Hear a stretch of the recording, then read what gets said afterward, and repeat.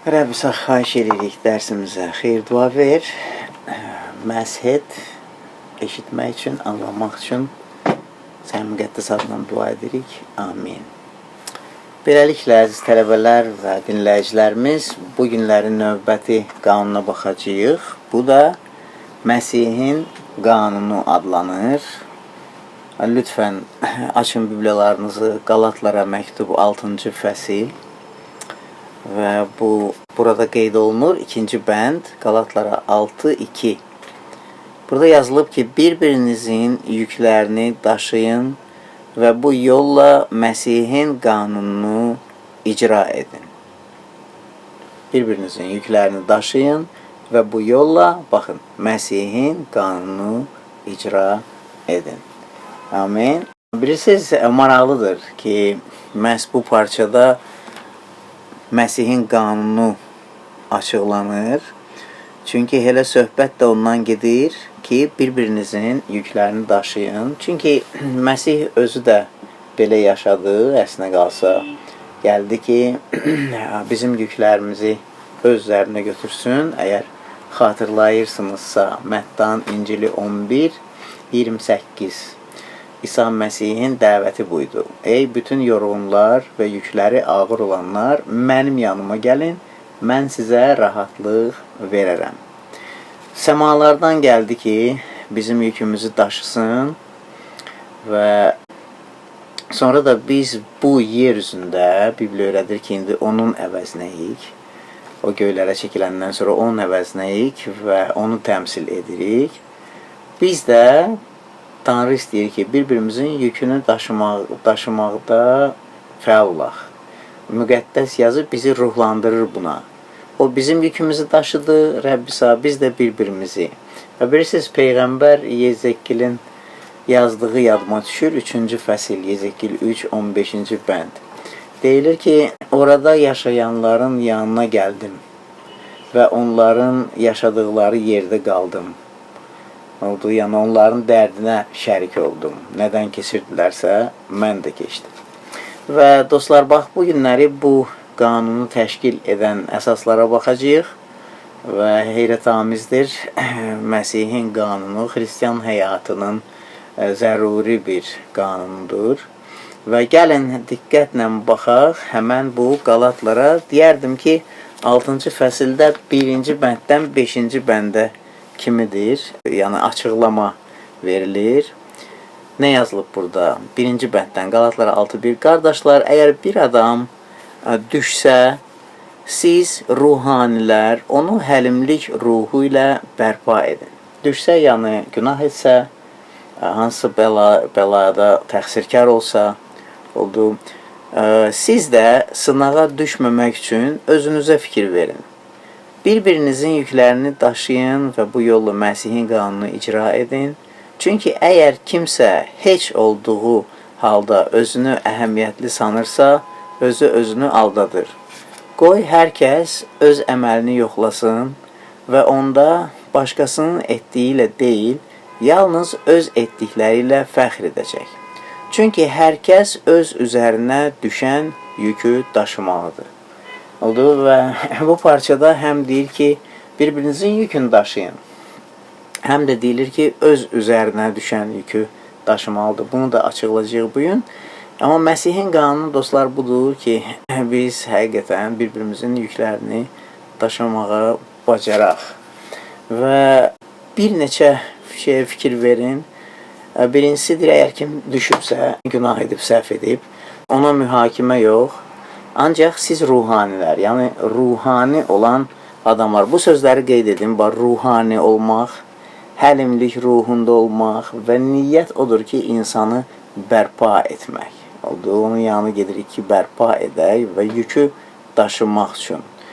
Özümüzü heç sanırıq, 3-cü bənd deyir, çünki biz balacalaşırıq, Məsih böyüyür, yadınızdadır, Yəhyə bəfsizçi bunu deyirdi. Və sonra da deyir ki, hər kəs özünə fikir versin, öz əməlini yoxlasın, başqalarının etdikləri ilə deyil, oldu. Yəni ki, öz etdiklərimizlə fəxr edirik və sonra da burada deyir ki, çünki hər kəs öz üzərinə düşən yükü daşımalıdır. Beləliklə dostlar, ruhani deyilir ki, məsələn, siz ruhanilər həlimlik ruhu ilə bərpa edin. Kimdir ruhani? Yəni o kəsdir ki, Tanrı şuurludur. Amin. Yəni onun lütf haqda, mərhəmət haqda, məhəbbət haqda düşüncəsi doludur. Tanrı şuurludur. Yəni ki, Rəbb İsa Məsihin əqli bizdədir. Bax, ruhani insan odur. Və sonra da deyilir ki, fağırlıqda, bu da çox gözəldir. Yəni insan necə fağır olur? Yaqub 4:10 deyilir ki, biz özümüzü aşağı tuturuq. Əvvəl gəlin Yaqub 1:21 deyilir ki, birinci canlarınızı xilas etməyə qadir olan kəlamı həlimliklə qəbul edin. Bu da həm ruhaniliyin, həm də həlimliyin bir hissəsidir ki, sözdəyəm mən, Tanrı şuurluyam, sözü həlimlikdə qəbul etmişəm. Və sonra da 4:10 deyilir ki, Rəbbin önündə özünüzü aşağı tutun, fağır tutun. Bu çox vacibdir. Və gəlirik bərpa eləməyə. Necə bərpa eləyirik? Bərpa əlbəttə ki, İsa Məsihin xidməti budur. Gəlib ki, bərpa etsin, sülh gətirsin, barışdırsın. Və doğrudan da bu çox güclüdür burada yazılıb bərpa edin. Tanrının yolu ilə bərpa edin. Yəni əgər biz Tanrının kişiləri və qadınlarıyıq və Rəbbin əvəzindəyiksə burada, onda yaxınlaşırıq Tanrının həqiqəti ilə və Tanrının yolu ilə. Öz yolumuzla deyil. Nə ediriksə Tanrının yolu ilə, Tanrının həyatı ilə və bunu demək istəyirəm ki, ən vacib məqam burada odur ki, Qalatlara 5:14. Həmən bu Məsihin qanunun əsası məhəbbətdir. Qalatlara 5:14 deyilir ki, bütün qanun tək bir sözdə əsaslanır. Qonşunu özün kimi sev. Yəni biz başa düşürük ki, İsa Məsih gəldi ona görə ki, o bizi ilk sevdi. Və sonra deyir ki, gəlin sizin yüklərinizi gətirin mənə. Biz də dostlar, bax, Qalatlara 6:2 bir-birimizin yüklərini daşımağın bu yolla Məsihin qanunu icra edərik. O zaman ki, bu əsaslanır, qonşunu özün kimi sev. Amin. Heyrətamizdir bu və yaxınlaşırıq bərpa üçün. Bərpa sözləri ilə. Və 1-ci Korinflərə 10:24 bu vəziyyətdə deyilir ki, hər kəs öz xeyrini yox, başqalarının xeyrini gütsün. Bax, bu Məsihin qanunudur. Çünki Məsih gəlməmişdi ki, ona xidmət etsinlər. Yadınızdadır. O gəldi ki, hamı üçün xidmət etsin və öz həyatını hamı üçün fəda versin. Və bax, bizim o daşıdığımız yük elə odur ki, biz kimisə bərpa edək. Və bərpa etmək də Tanrının yolu ilə, Tanrının metodu ilə, mühakimə ilə deyil, manipulyasiya ilə deyil, alçaltmaqla deyil. Ona görə də burada deyilir ki, baxın, əgər kimsə heç olduğu halda özünü əhəmiyyətli sanırsansa, bilirsiniz, diqqətli olmalıyam ki, mən yaxınlaşanda ağa kimi yaxınlaşmıram ki, sən öz salihlikdə, müqayisəli salihlikdə. Ancaq deyir ki, sən heç kimsən. Bax, bunu da qeyd edin. Biz heç nəyik. Bax, Məsihin qanunu o deməkdir ki, biz heç nəyik. Rəbb İsa hər şeydir. Amin. Koloslara 3:11 Rəbb İsa hər şeydə hər şeydir. 1-ci Korinflərə 15:28 Tanrı hər şeydə hər şey olsun və yəni Rəbb İsa Məsih bizim üçün hər şeydir və hər bir vəziyyətdə onun dalınca gedirik və hər bir vəziyyətə Məsihi gətiririk. Niyə? Çünki hər şeydə hər şey odur, biz deyilik. Ona görə də deyir ki, əgər kimsə heç olduğu halda özünü əhəmiyyətli sayırsa, diqqət etsin, aldanır. Və bax, bu da bu qanunun bir hissəsidir və təəssüflər olsun, imanlılar tez-tez bu tələyə düşür ki, yadınızda da İsa Məsih demişdi ki, sən kiminsə gözündə çöp görürsən, öz gözündə tiri görmürsən və kiməsə düzəliş verir. Bu, heç Məsihin qanununa aid deyil.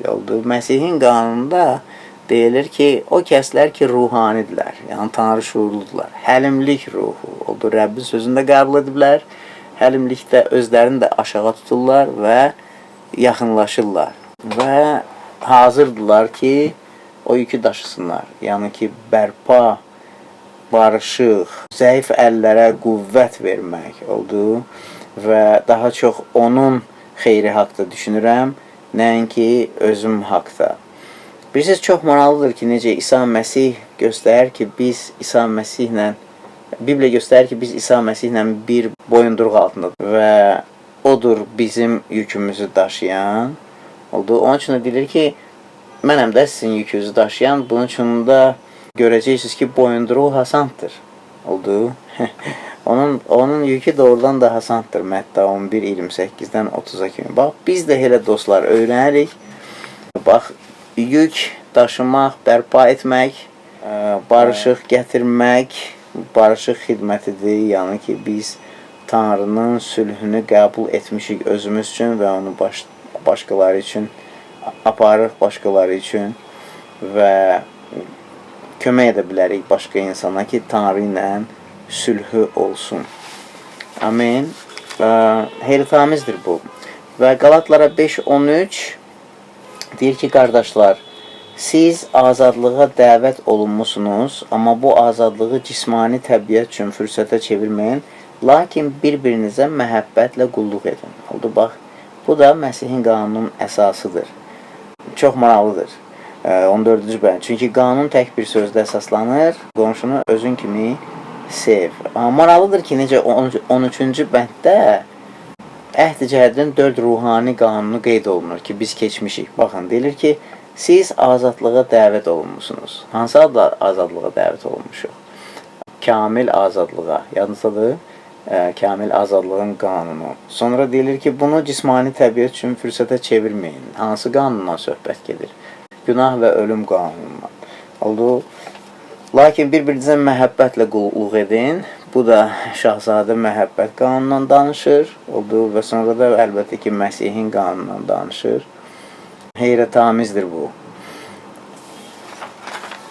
Yəni ki, özümüzkün axtarmırıq, ancaq başqa insan xeyrini axtarmaq deməkdir. Məsihin qanunu və əlbəttə ki, bu təbii deyil və bu normal bir şey deyil. İnsan baxışı ilə baxsaq, bu müqəddəs şeylərdir. Bu, Məsihin bədəninin həyatıdır, Bibliyadan gələn və bu, o demək deyil ki, mən insanları razı salmalıyam. Bu, o demək deyil ki, bir-birinizin yükünü daşıyın, mən kimsə irəli çəkməliyəm cisimdə və bu, o demək deyil ki, mən hansı bir insan indi ehtiyacı var ki, onu yüksəlsinlər, mən yüksəldirəm. Bu, o demək deyil. Ruhani şeydir, yəni tamamilə fərqli, ancaq fağırlıqda oldu. Rəbbin gözündə biz özümüzü fağır tuturuq, başqalarını özümüzdən üstün tuturuq və hazırıq ki, həyatımızı qoyaq, reaksiya vermədən, müqavimət göstərmədən. Və əlbəttə ki, sezirəm, başqalarının bu, onlara Məsihdən olan hissələrini sezirəm. Oldu. Və Tanrı ilə, İsa Məsih ilə bir boyunduruq altında olmaq, dostlar, əslində qalsa çox unikal bir şeydir. Çünki onun boyunduruğu həm güclüdür, möhkəmdir və o boyunduruq köhnə günahlı təbiətin boyunduruğunu qırır.